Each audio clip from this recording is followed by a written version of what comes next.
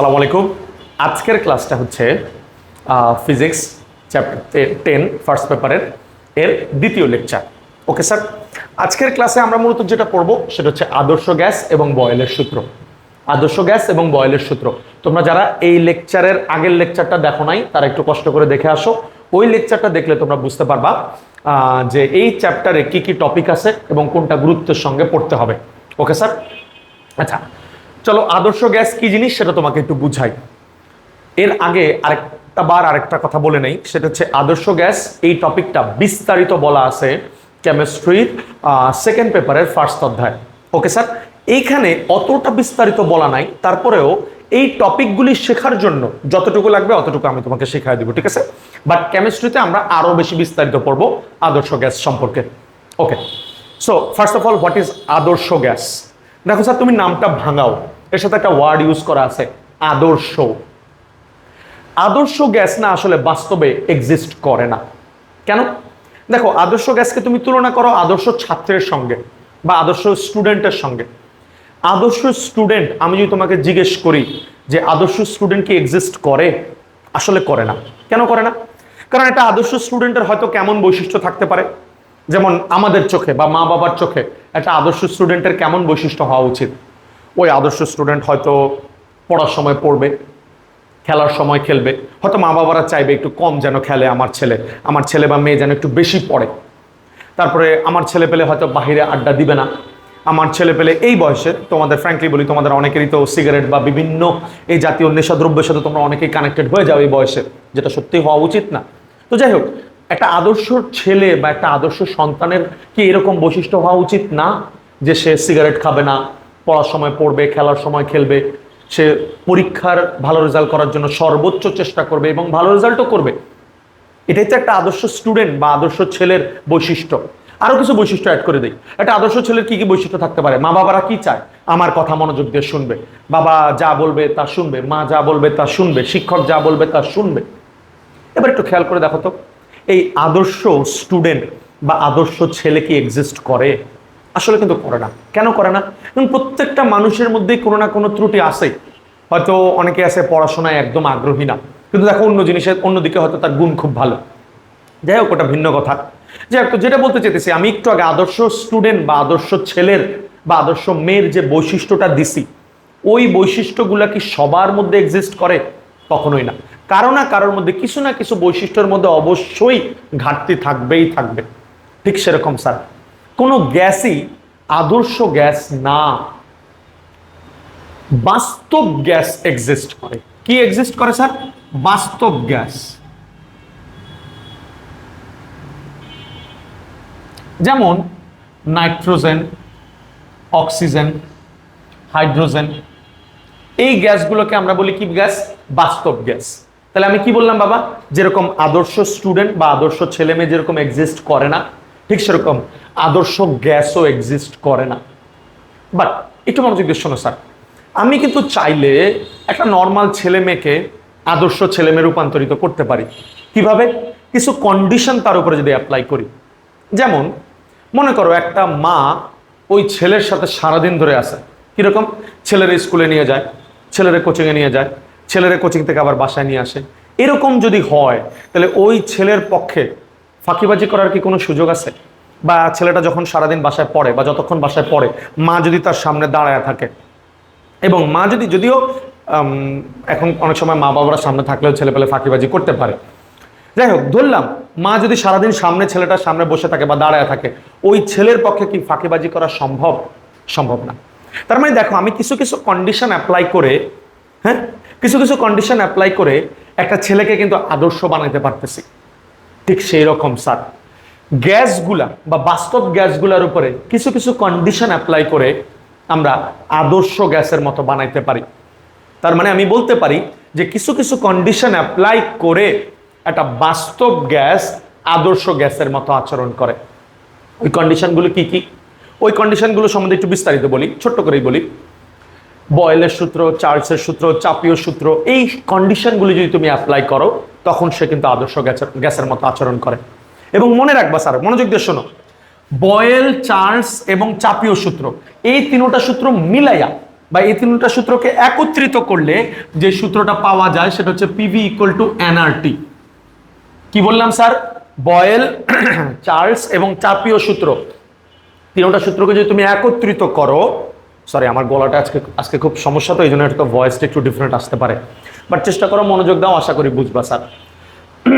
Sorry, দেখো আমি কি বললাম, বয়েল, চার্লস এবং চাপীয়, এই তিনটা সূত্রকে তুমি যদি মার্জ করো তাহলে যে সূত্রটা পাবা সেটা হচ্ছে পিভি ইকুয়াল টু এনআরটি।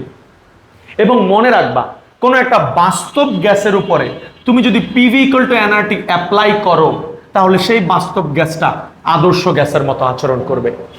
যেরকম কি বললাম, তোমার মা বাবা যদি তোমার উপরে কিছু কন্ডিশন অ্যাপ্লাই করে তাহলে তুমি একটা আদর্শ ছেলে বা মেয়ের মতো হবে। কিভাবে? ওই যে বললাম, সারাদিন তোমার সাথে লেগে থাকবে, তুমি স্কুলে গেলে তোমার লগে স্কুলে যাবে, তুমি বাসায় আসলে তোমার সাথে বাসায় আসবে, তুমি পড়বা যতক্ষণ তোমার মা বাবা বসে থাকবে তোমার সাথে। এইসব কন্ডিশন অ্যাপ্লাই করে আমি তোমাকে কি বানায় ফেলতেছি? একটা আদর্শ ছেলে বানায় ফেলতেছি বা আদর্শ মেয়ে বানায় ফেলতেছি। ঠিক সেরকম বাস্তব গ্যাসের উপরে তুমি যদি পিভি ইকুয়াল টু এনআরটি, আমি কি বললাম? পিভি ইকুয়াল টু এনআরটি, এটা কিসের সূত্র? বয়েল, চার্লস আর চাপীয় সূত্র, এই তিনটা সূত্রের সমন্বয়। এই তিনটা সূত্রের সমন্বয় যদি একটা বাস্তব গ্যাসের উপরে অ্যাপ্লাই করো তখন সে আদর্শ গ্যাসের মতো আচরণ করবে। ক্লিয়ার আমার কথা? আরেকটা কথা তোমাদের জানাই দেয়, মনে রাখবা, আমরা দেখবা প্রায় একটা কথা বলি, উচ্চ তাপমাত্রা এবং নিম্ন চাপে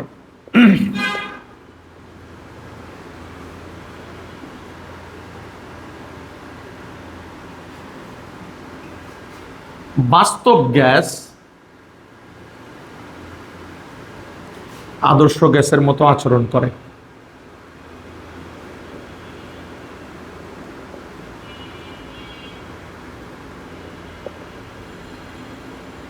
দেখো মনোযোগ দিয়ে শোনো স্যার, এই কথাটা খুব সুন্দর একটা কথা বলছে, উচ্চ তাপমাত্রা এবং নিম্ন চাপে বাস্তব গ্যাস আদর্শ গ্যাসের মতো আচরণ করে। এর কারণটা কি?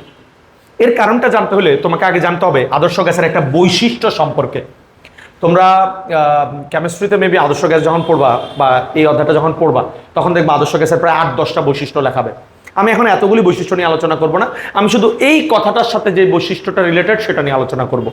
মনোযোগ দাও। আদর্শ গ্যাসের একটা বৈশিষ্ট্য হচ্ছে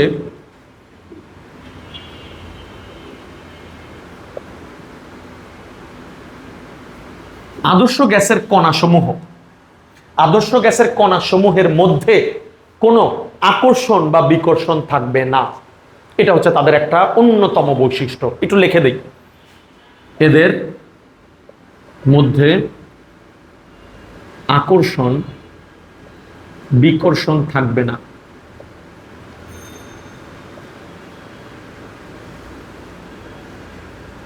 একটু মনোযোগ দাও স্যার, বুঝবা, খুবই ইজি এগুলা বাবা। বলছে আদর্শ গ্যাসের কণাসমূহের মধ্যে বা অণুসমূহের মধ্যে কোনো আকর্ষণ বিকর্ষণ থাকবে না। এখন চিন্তা করো, একটা বাস্তব গ্যাসের মধ্যে অবশ্যই আকর্ষণ বিকর্ষণ আছে, কিন্তু আমি যদি তার মধ্যে ওই আকর্ষণ বিকর্ষণটাকে ভেঙে ফেলতে পারি তাহলে তো সে আদর্শ গ্যাসের মতো আচরণ করলো।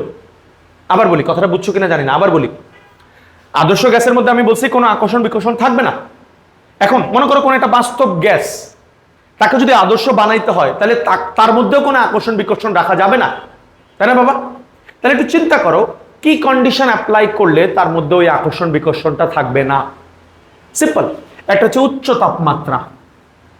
দেখো একটু চিন্তা করো, মনে করো এই একটা পাত্র, এই পাত্রের মধ্যে গ্যাসগুলি মনে করো এরকম কাছাকাছি আছে, ঠিক আছে বাবা? এখন তুমি যদি এর তাপমাত্রা বাড়ায় দাও, এর নিচে হিট জেনারেট করো, হিট জেনারেট করলে এই গ্যাসের কণাগুলি কি ছুটাছুটি শুরু করবে না? গ্যাসের কণাগুলি যদি ছুটাছুটি করে তাহলে এখন চিত্রটা কেমন হয়ে যাবে বলো তো? এখন চিত্রটা এরকম হয়ে যাবে না? দেখো তো, কণাগুলিকে অনেক দূরে দূরে চলে গেছে না একটা একটার থেকে? কথা বুঝিও স্যার, কণাগুলি যত দূরে চলে যাবে একটা একটার থেকে তত আমি কি বলবো, তাদের মধ্যে আর আকর্ষণ বিকর্ষণ আগের মতো নাই। যেমন দেখো এখানে তারা কাছাকাছি ছিল, কেন কাছাকাছি ছিল? কারণ তাদের মধ্যে আকর্ষণ বিকর্ষণ ছিল, কিন্তু যখনই তুমি হিট জেনারেট করছো তখন তারা বাধ্য হয়েছে চারিদিকে ছোটাছুটি শুরু করতে। যখন তারা চারিদিকে ছোটাছুটি শুরু করছে তখন তাদের মধ্যে কি আর আগের মতো আকর্ষণ বিকর্ষণ আছে? নাই। তাহলে খেয়াল করে দেখো তো, আমি উচ্চ তাপমাত্রা অ্যাপ্লাই করলে একটা বাস্তব গ্যাসকে কি আদর্শ গ্যাসে রূপান্তরিত করতে পারি না? দেখছো, আমি একটা কন্ডিশন অ্যাপ্লাই করে একটা কন্ডিশন অ্যাপ্লাই করে, কন্ডিশনটা কি? উচ্চ তাপমাত্রা। উচ্চ তাপমাত্রা অ্যাপ্লাই করে একটা বাস্তব গ্যাসকে আদর্শ গ্যাসের মতো আচরণ করায় ফেলছি। দেখছো? চলো আরেকটা কন্ডিশন দেখায়, নিম্নচাপ। চিন্তা করো তুমি এটার মধ্যে যত প্রেসার জেনারেট করবা, মানে উপর থেকে মনে করো একটা পিস্টন দিয়ে দিলাম, একটা পিস্টন দিয়ে দিলে মনে করো উপর থেকে আমি অনেক চাপ দিচ্ছি, অনেক, ঠিক আছে স্যার, উপর থেকে আমি অনেক চাপ দিচ্ছি, যত চাপ দিবা গ্যাসের কণাগুলি তত কাছাকাছি আসতে থাকবে না? কিন্তু আমি বলছি আদর্শ গ্যাসের মতো আচরণ করাইতে হইলে তাদের মধ্যে কোনো আকর্ষণ বিকর্ষণ থাকা যাবে না। যদি তুমি কাছাকাছি এদেরকে নিয়ে আসো তাহলে তো আকর্ষণ বিকর্ষণ থাকবে। কিন্তু দেখো তুমি যদি উল্টা কাজটা করো, উল্টা কাজ মানে হচ্ছে তুমি যদি এবার পিস্টনটাকে উপরে উঠায় নিয়ে যাও, পিস্টনটাকে যদি উপরে উঠায় নিয়ে যাও, মানে উপরের দিকে নিয়ে যাও, তাহলে চাপ কি কমে গেল না? চাপ কমে গেল, কমে গেল। স্যার এখানে কি দেখা যায়? দেখো আমি এখানে কি করছি, চাপ বাড়াইছি, চাপ বাড়াইছি, বাড়ানো হলো। আমি এখানে কি করছি বাবা, চাপ বাড়াইছি, যত চাপ বাড়াইছি তারা কাছাকাছি আসছে। কিন্তু আমি যদি চাপ কমায় দেই, দেখো আমি যদি চাপ কমায় দেই তখন কি হবে, গ্যাসগুলি আরো ফ্রি স্পেস পাবে মুভ করার জন্য। কারণ তুমি যত চাপ বাড়াবা তত তারা কাছাকাছি আসতে বাধ্য। কিন্তু যত তুমি চাপ কমাবা তত তাদের ভলিউম বাড়তে থাকবে না, যত ভলিউম বাড়বে তত তারা চারিদিকে ছোটাছুটি শুরু করবে না বা চারিদিকে ছড়ায়া পড়বে না। যত তারা চারিদিকে ছড়ায়া পড়বে তত তাদের মধ্যে কি আকর্ষণ বিকর্ষণ কমে যাবে, এবং যত আকর্ষণ বিকর্ষণ কমে যাবে বা থাকবে না ততই তো তারা আদর্শ গ্যাসের মতো আচরণ করবে। ক্লিয়ার কিনা আমার কথা? কেউ যদি এই কথাটা না বুঝো প্লিজ আবার একটু পিছিয়ে টেনে নাও, আশা করি বুঝতে পারবা। তাহলে ছোট্ট করে 1 সেকেন্ডে সামারি করে দেই, যত তাপমাত্রা বাড়াবা ছুটাছুটি বাড়বে, যত ছুটাছুটি বাড়বে আকর্ষণ বিকর্ষণ কমবে এবং আদর্শ গ্যাসের মতো আচরণ করবে।